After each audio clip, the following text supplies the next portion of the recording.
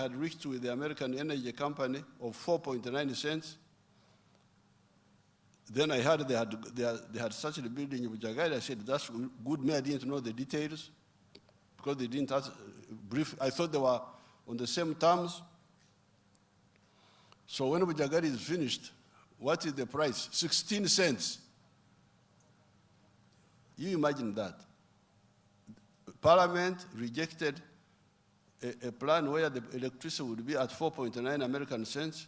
Now we ended up with a new arrangement, of course involving our civil servants, without informing me, where the power now would be 16 cents per unit, American cents.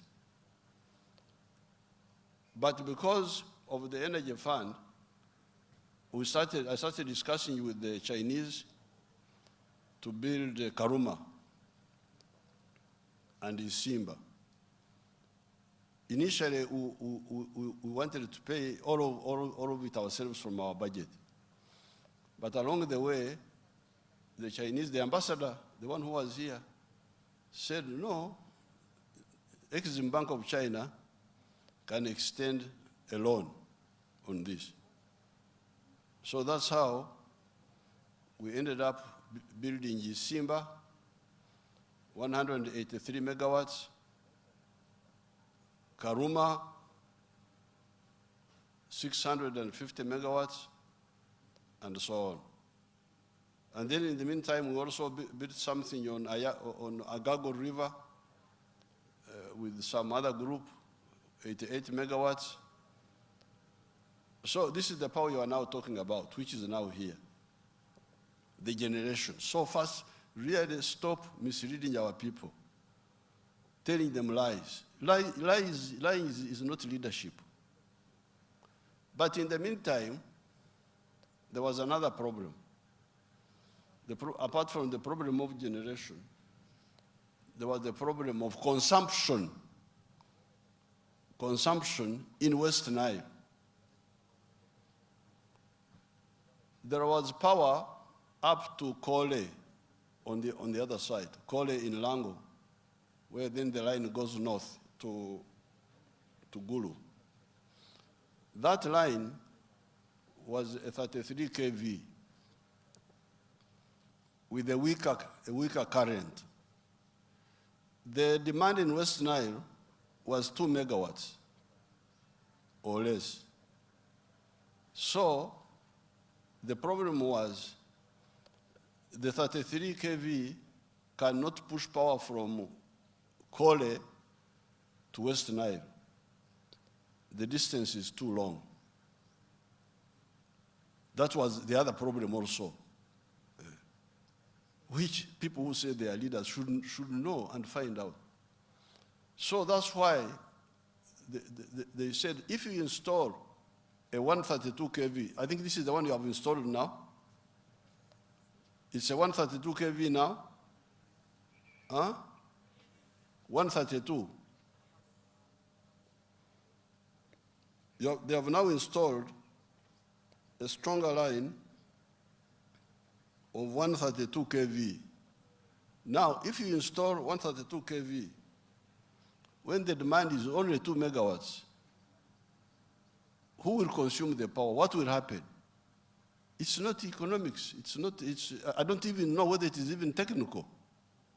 Somebody can tell us, would it make technical sense if you have so much power but which is not consumed? Somebody tell us that side first. Engineer Wako. You go and tell us.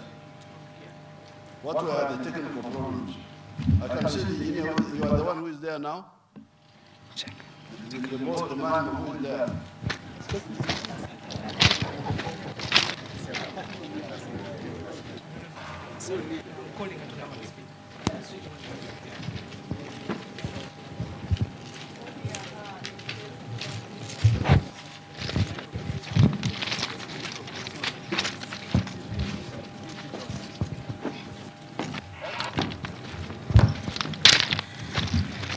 Your Excellency, thank you for the opportunity to explain.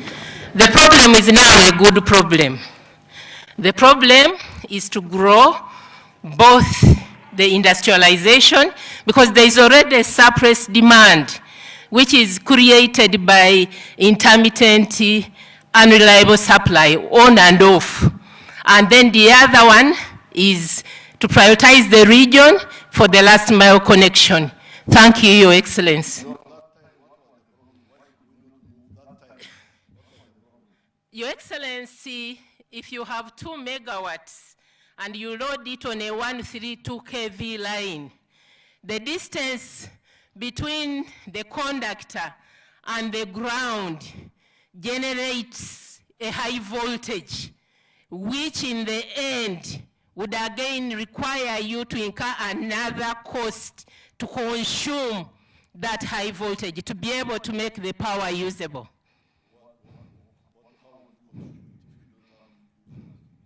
Your Excellency, where I started is that we need to consume this power. Otherwise, we shall incur another cost of managing the voltage, because naturally, at 132 kV, the distance between the line and the ground generates an overvoltage. So the good thing now is that we are ready with already funded programs to grow demand and consume. Correct, Your Excellency. Thank you, Your Excellency. That was the problem. The demand was too low that time. I don't know what is it now. Does somebody know the one which is available now and then which you are going to grow?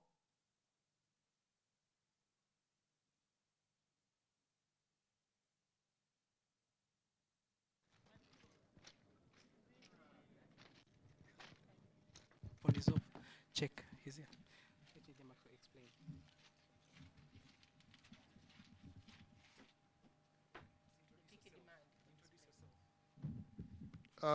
Engineer Richard Masco here again. Thank you, Your Excellency. Peak demand current 6 megawatts, projected to grow to 10 megawatts in the next 1 year. 6 megawatts current. It's projected to grow to 10 over the next 12 months. Okay. And meanwhile, because now what you have here is 90 megawatts. That's what you told me. Correct. So what will you be doing with the 80? I think that's what Engineer Zia was talking about. We have to find a way to grow demand in the area. But before you have grown it, what happens? Educate us. That's okay. It's now well balanced.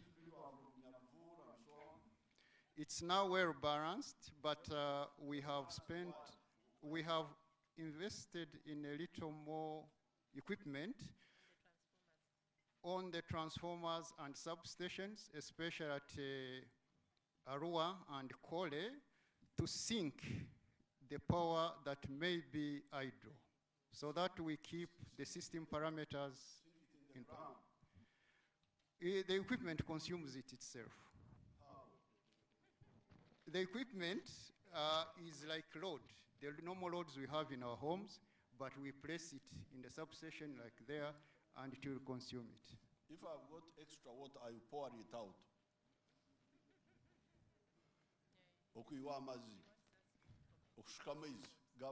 On the export. Okay.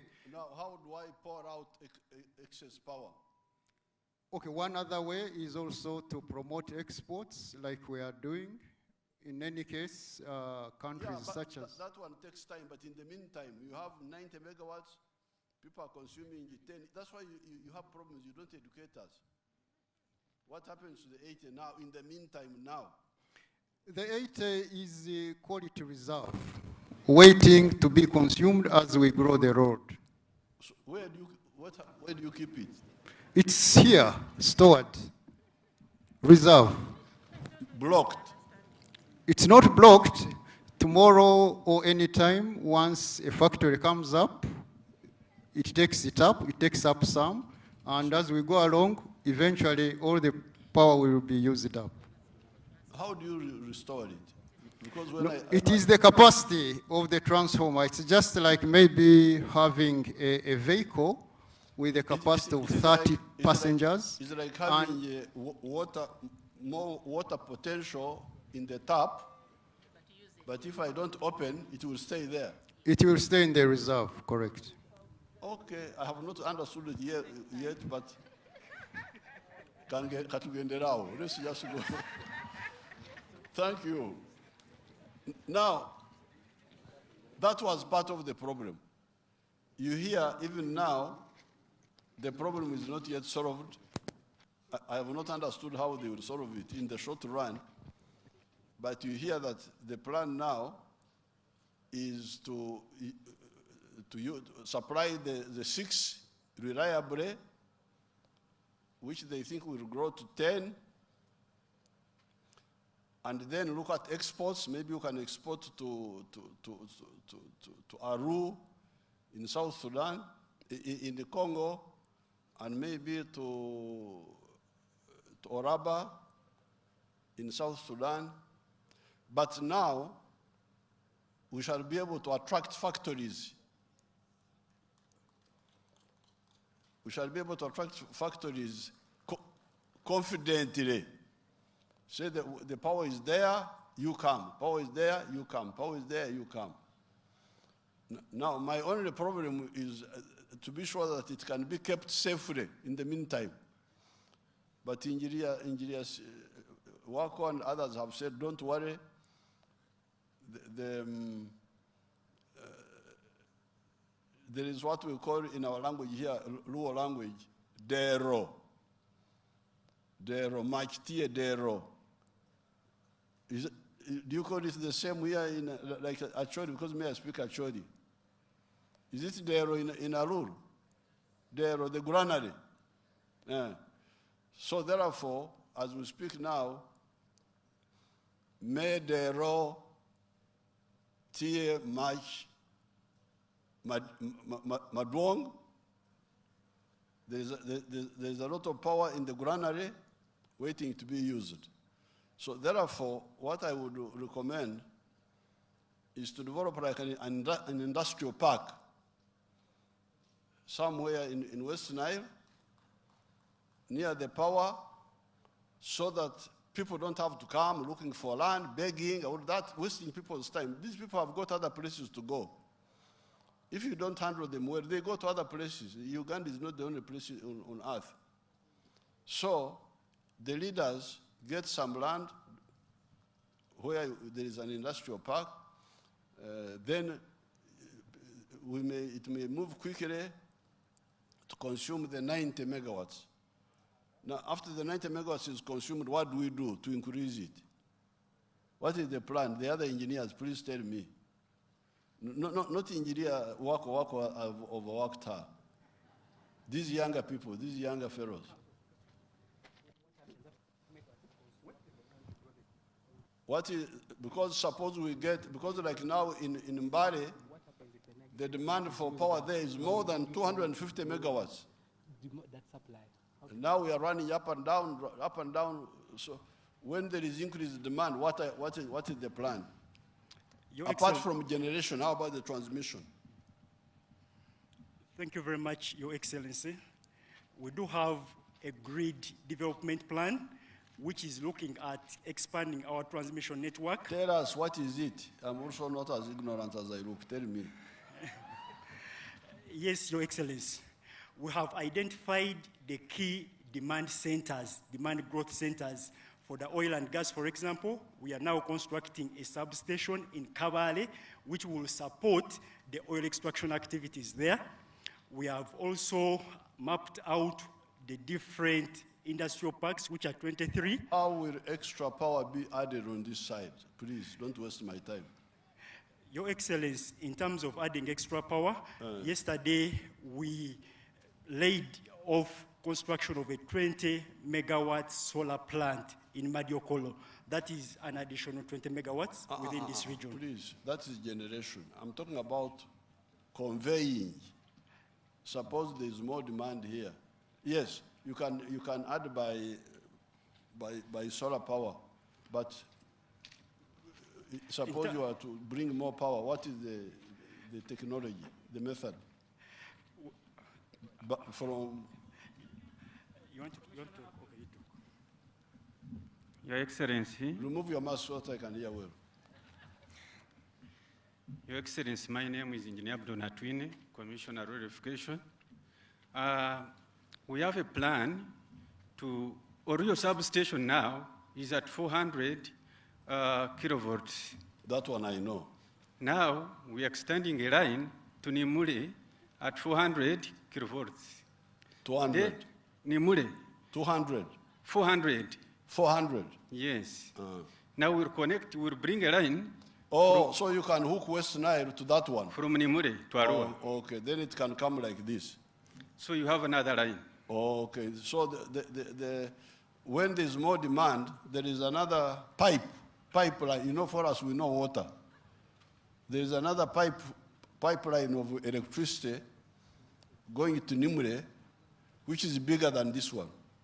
It is 400 kV, 400 kV.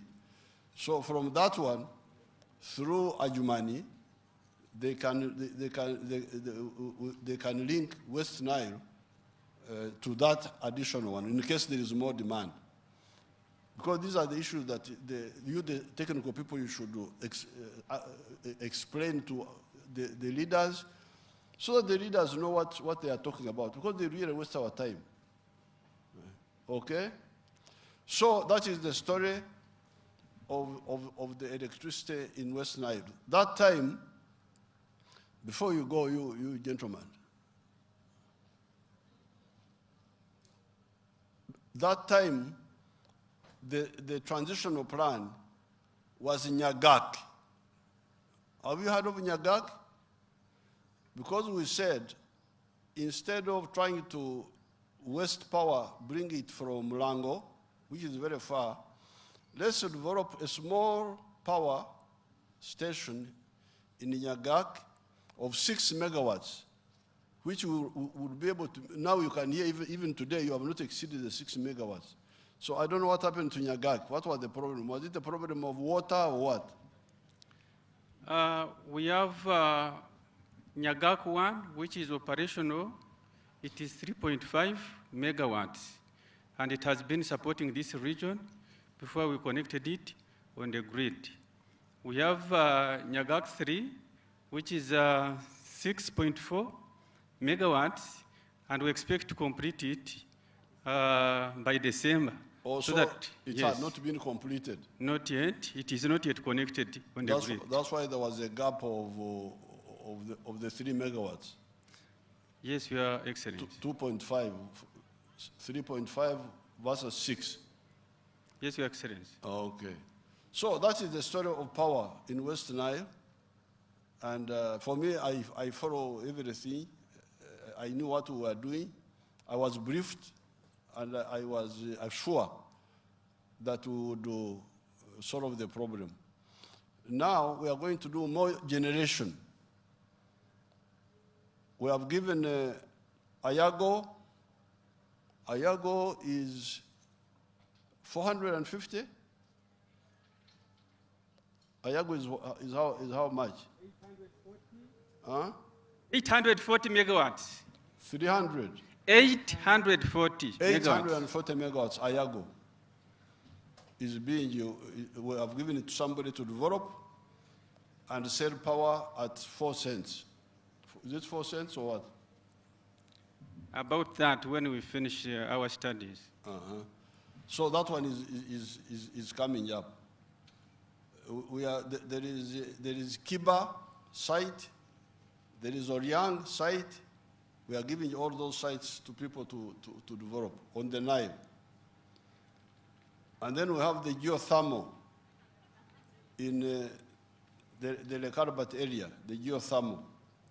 I think that one has got like 1,500 potential. 1,500 as of now. Potential, the geothermal from underground. And then we have the solar, as they are saying. They have already put some solar here. There is some other solar in Bulambudi, in eastern Uganda, of 200 megawatts. and we shall continue with the solar. And then finally, we are working also on the nuclear power stations. 2 of them, one by Russia, another one by South Korea, will produce, I think, a total of 15,000. Is that so? Your Excellency, we are planning 24,000 megawatts. 20, from the 2. No, 4,000 from the 2, but in total, in our generation plan, 24,000 megawatts. Okay. From the From